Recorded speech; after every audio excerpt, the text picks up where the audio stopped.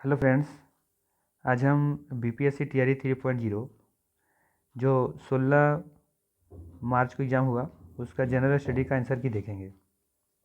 उसमें से 40 क्वेश्चन पूछे गए थे। 40 क्वेश्चन में से मैथ को छोड़ करके जितने क्वेश्चंस होंगे उसके सारे आंसर की देखेंगे। बाकी मैथ को वो जो प्रश्न एक अलग से वीडियो में ला करके उसे सॉल्व करेंगे। ठीक है, तो चलिए शुरू करते हैं।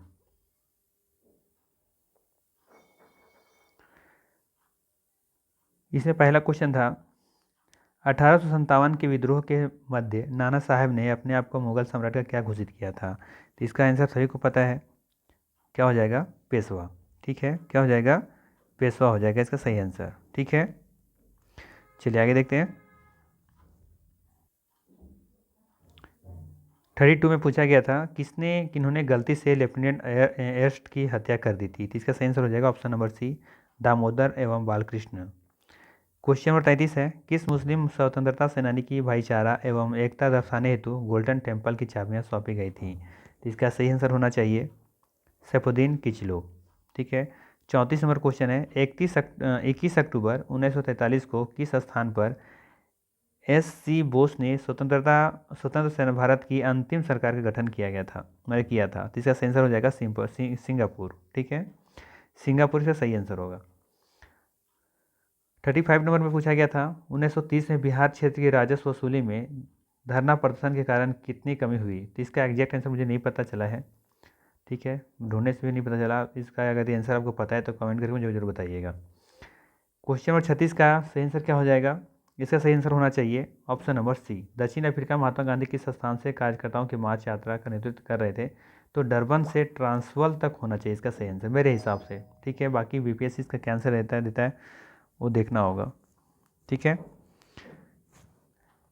37 क्वेश्चन है, 1859 के भारतीय उत्प्रवास अधिनियम निर्धारित क्या किया था। इसका सही आंसर होना चाहिए ऑप्शन नंबर सी, बागान श्रमिकों को बिना अनुमति के चाय बागान छोड़ने की अनुमति नहीं थी। ठीक है, 30 में क्या है, देहरादून में इंपीरियल फॉरेस्ट रिसर्च इंस्टीट्यूट की स्थापना किस वर्ष की गई थी। इसका सही आंसर होगा ऑप्शन नंबर ए, 1906। ठीक है, इसका सही आंसर 1906 होना चाहिए। ठीक है, चलिए मैथ के क्वेश्चन को छोड़ते हैं, इसको हम नेक्स्ट वीडियो में इसको सॉल्व करके देंगे आपको। ठीक है, तो इसमें थोड़ा सा टाइम लगेगा। इधर तो सारा मैथ का ही क्वेश्चन है। क्वेश्चन वैसे इजी सेक्शन थे, थोड़ा सा बस आपका थोड़ा सा सेंस लगाना था यहाँ पर, कॉमन सेंस का प्रयोग करके बनाते तो आसान हो जाता बनाने के लिए आपका। अब ऐसे हम देखेंगे कि कैसे इसको इजी वे में सॉल्व किया जा सकता था। ठीक है, चलिए आगे देखते हैं। क्वेश्चन नंबर 47, जियो स्टेशनरी उपग्रह अनुमानतः किस ऊंचाई पर होते हैं। तो इसका सही आंसर होना चाहिए 35,000 किलोमीटर के ऊंचाई पर होना चाहिए। ठीक है, चलिए 48 में क्या होगा इसका सही आंसर। तो इसका सही आंसर हो जाएगा, पूछा किस परिपथ में कौन सा पद विद्युत पावर का प्रदर्शित नहीं करता है। ठीक है, नहीं करता है लिखा है, तो ये होना चाहिए और ये भी होना चाहिए। इसका आंसर होना चाहिए ऑप्शन नंबर सी। ठीक है, ये इसका प्रदर्शित नहीं करता है। ठीक है, चलिए 49 में है, साबुन उद्योग का उपजात क्या है। तो इसका सही आंसर होना चाहिए ग्लिसरॉल होना चाहिए। ठीक है, बहुत सारे बच्चे तो कॉस्टिक सोडा ही बता रहे हैं आंसर, बट मुझे लगता है कि ऑप्शन इसका बी सही होना चाहिए, ग्लिसरॉल होना चाहिए। ठीक है, चलिए क्वेश्चन नंबर 40 देखते हैं। प्रतिदीप ट्यूब में प्रायः किस पदार्थ का प्रयोग किया जाता है। तो इसका सही आंसर होना चाहिए मरकरी और आर्गन। ठीक है, सॉरी। इसके बाद है 51, रक्त में कौन सा तरल माध्यम होता है। तो इसका सही आंसर है, सबको पता है, प्लाज्मा होना चाहिए इसका आंसर। ठीक है, चलिए 52 देख लेते हैं। पाचन के बाद प्रोटीन किस में परिवर्तित हो जाता है। तो ये एमिनो एसिड में हो जाता है। ठीक है, चलिए आगे देखते हैं। क्लोरीन की रासायनिक अभिक्रिया के कारण जब वातावरण में क्लोरोफ्लोरोकार्बन, जिसे हम लोग CFC भी कहते हैं शॉर्ट में, CFC निर्मुक्त होते हैं तो निम्नलिखित में से क्या विनिष्ट होते हैं। तो इसमें मुझे जो आंसर पता है वो ए होना चाहिए, बाकी तो मुझे नहीं लगता ऐसा कि He मतलब हीलियम मॉलिक्यूल्स लिखा है, बीटा मॉलिक्यूल्स लिखा है, लेकिन मुझे आंसर जो लग रहा है वो ए ऑप्शन सही लग रहा है। ठीक है, 54 वर्ष में है, इकोसिस्टम में बैक्टीरिया किस रूप में क्रियाशील होते हैं। आप घटक के रूप में होते हैं, ये तो बिल्कुल सही है, ऑप्शन नंबर ए इसका सही आंसर है। ठीक, चलिए आगे देखते हैं। हाल ही में ताइवान के निर्वाचित राष्ट्रपति लाई चिंग ते को उसकी चुनावी जीत पर बधाई देने के बाद किस देश की सरकार ने फिलीपींस के राष्ट्रपति फर्डिनांड मार्कोस जूनियर को आग से ना खेलने की चेतावनी दी है? तो इसका आंसर कौन सा हो जाएगा? Option number C. ठीक है, चीन ने आग से ना खेलने की चेतावनी दिया था। चलिए आगे देखते हैं। विश्व आर्थिक मंच वर्ल्ड इकोनॉमिक फोरम के संस्थापक कौन थे, जिसकी 54वीं वार्षिक बैठक जनवरी 2024 में देवोस स्विट्जरलैंड में हुई थी? तो इसका आंसर होना चाहिए ऑप्शन नंबर बी होना चाहिए इसका आंसर सही। ठीक है, एग्जैक्ट मुझे भी नहीं पता इसका आंसर, देख लीजिएगा वहाँ, लेकिन मुझे लगता है कि ऑप्शन नंबर बी सही है, क्लॉस थॉप। ठीक है, 57 में है, भारत ने निम्नलिखित में से किस देश में फरवरी 2024 के दूसरे सप्ताह में अपना एकीकृत भुगतान इंटरफेस यूपीआई सिस्टम लॉन्च किया था? तो इसका आंसर होगा मॉरिशस भी होगा और श्रीलंका भी होगा। तो उपयुक्त में से एक से अधिक इसका आंसर हो जाएगा, यानी कि ऑप्शन नंबर डी। ठीक है, चलिए आगे देखते हैं। भारत के निम्नलिखित में से किस राज्य ने 6 फरवरी 2024 को राज्य विधानसभा में समान नागरिकता संहिता यूसीसी 2024 विधेयक पेश किया और ऐसा करने वाला पहला राज्य बन गया? तो राजस्थान नहीं है, हिमाचल प्रदेश भी नहीं है, कर्नाटक भी नहीं है। तो इसका आंसर हो जाएगा ऑप्शन नंबर ई। ठीक है, इसका आंसर सही लिखा गया है यहाँ पर, उत्तराखंड होगा।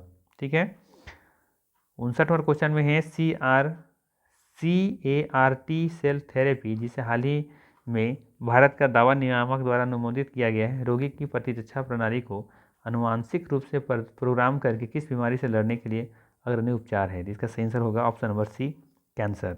ठीक है, चलिए आगे देखते हैं। उस ब्रिटिश गिटार वादक का नाम बताइए जिसने जाकिर हुसैन और 3 अन्य भारतीयों के साथ दिस मोमेंट पर सर्वश्रेष्ठ वैश्विक संगीत एल्बम के लिए 2024 ग्रैमी पुरस्कार जीता है? इसका सही आंसर हो जाएगा ऑप्शन नंबर बी, जॉन मैक्लागिन। ठीक है, 61 नंबर क्वेश्चन है, बिहार सरकार द्वारा निम्नलिखित में से किसके लाभ के लिए मिशन दक्ष शुरू किया गया? तो इसका सही आंसर क्या होगा? तो इसका सही आंसर होना चाहिए ऑप्शन नंबर ए, शैक्षिक रूप से कमजोर बच्चे। ठीक है, चलिए 62 नंबर क्वेश्चन है, उड़ीसा में गुप्तेश्वर शिव मंदिर से सटा प्रसिद्ध गुप्तेश्वर वन, जिसे हाल ही में चौथा जैव विविधता विरासत स्थल घोषित किया गया है, ये किस जिला में है? तो इसका आंसर होना चाहिए कोरापुट में होना चाहिए। ठीक है, बहुत डीपली क्वेश्चन पूछा गया है, वैसे क्वेश्चन का लेवल थोड़ा सा देखकर पता चल रहा है कि थोड़ा सा लेवल हाई है। ठीक है, आप बेसिक सोच रहे हैं पढ़ करके रट्टा मार करके तो मुश्किल है थोड़ा सा, खास करके बीपीएससी एग्जाम निकालना। बीपीएससी कहती है कि भैया पढ़ना है आपको, तो आपको सिर्फ रट्टा मारने से काम नहीं चलेगा, आपको डिटेल्स डीपली में पढ़ना पड़ेगा, चीज़ों को समझना पड़ेगा। ठीक है, वो जो आप मैराथन देखते हैं ना, लंबी लंबी 8 घंटा 9 घंटा वाली, तो उससे कोई फ़र्क नहीं पड़ने वाला है। 10 ही वीडियो देखिए, 5 ही वो वीडियो देखिए, लेकिन उसका जहाँ बेस्ट जहाँ सोल्यूशन मिलता है डिटेल्स के साथ, वो देखिए, आपको ज़रूर वो काम आएगा आपका। और ये वन लाइनर इतना 1 घंटा में इतना इतना ये वाली आप काम नहीं चलने वाला, खास करके बीपीएससी वाला जैसा ले रहा है एग्जाम, है ना। चलिए आगे है, बाल्टोरो हिमनद अवस्थित है, कहाँ है? काराकोरम में, बिल्कुल सही होगा बी नंबर। ठीक, चलिए आगे देखते हैं। केंद्रीय उच्च भूमि के संबंध में निम्नलिखित कथनों से कौन सा कथन सही है? ठीक है, तो इसका सही आंसर होना चाहिए, यह दक्कन का पठार में का भाग है, यह अरावली से घिरा भी हुआ है, और यह पश्चिम भाग का मालवा का पठार का भी हिस्सा है। तो ऑप्शन नंबर डी इसका सही हो जाएगा। ठीक, चलिए आगे देखते हैं, निम्नलिखित में से कौन सा उथली झील है? ठीक है, तो इसका सही जो आंसर होना चाहिए वो होना चाहिए खारी झील होना चाहिए। ठीक है, खारी झील, बट कहीं कहीं इसका जो देखने को मिलता है वो अल्पपोषित झील भी देखने को मिलता है। ठीक है, तो कमेंट करके बताइए मुझे कि क्या दोनों में से बी होना चाहिए फिर सी होना चाहिए, बट मुझे लग रहा है कि सी होना चाहिए। ठीक है, कहीं कहीं अल्पपोषित झील देखने को मिलता है। ठीक है, चलिए आगे देखते हैं, निम्नलिखित में से कौन सा जीवोम बायोम चैपरेल के रूप में जाना जाता है? तो इसका सही आंसर होगा ऑप्शन नंबर बी, भूमध्य सागरीय झाड़ी वन। ठीक है, एक चीज़ और मैं बता दूं कि बीपीएससी ने ऐसे ऐसे क्वेश्चन पूछे हैं जहाँ पे आपको कोई भी किताब वगैरह जल्द देखने को नहीं मिलता, पता नहीं कहाँ से क्वेश्चन उठाता है, इसको आप सर्च कीजिएगा, ढूंढने से भी नहीं मिलता इसका आंसर। ठीक है, इसका बीपीएससी क्या आंसर, किस बहुत सारे ऐसे क्वेश्चन है जिसका जो आंसर है वो बीपीएससी बता पाएगा कि इसका आंसर क्या होगा। ठीक है, चलिए इसका देखते हैं, यहाँ पर 67 में मिलान करना है कि ये सब जहाँ पर दिया हुआ है, इधर कुछ कुट दिए हुए हैं, इसको मिलानी है। तो देखिए, आप चिनूक के बारे में तो जानते ही होंगे कि चिनूक जो है क्या है, एक बर्फ़ खाने वाली हवा है। तो बी का 3 कहाँ दिख रहा है आपको? बी का 1 यहाँ तो नहीं होगा, ये ऑप्शन हट गया, बी का 2 यहाँ भी नहीं है तो ये भी हट गया, और बी का 3 यहाँ पे है, तो ये बिल्कुल क्या हो जाएगा, सी नंबर सही है। ठीक है, आप एक ऑप्शन से पकड़ सकते थे। ठीक है, एक ही से कर एक ही, क्योंकि यहाँ पर सबसे ऑप्शन अलग अलग दिख रहा था। ठीक है, चलिए आगे देखें, टफ क्या है? तो टफ यहाँ पे मुझे लग रहा है इसमें से कोई भी नहीं है, तो इसका सही आंसर होना चाहिए ऑप्शन नंबर ई। ठीक है, टफ जो है इसमें से कोई भी नहीं होगा। 69 नंबर में है अंधिवासी बस्तियाँ किस नाम से जन जाती हैं? अगली कड़ी भूमि, मडई नगर। तो इसका सही आंसर होना चाहिए ऑप्शन नंबर सी, अनौपचारिक बस्ती होना चाहिए इसका सही आंसर।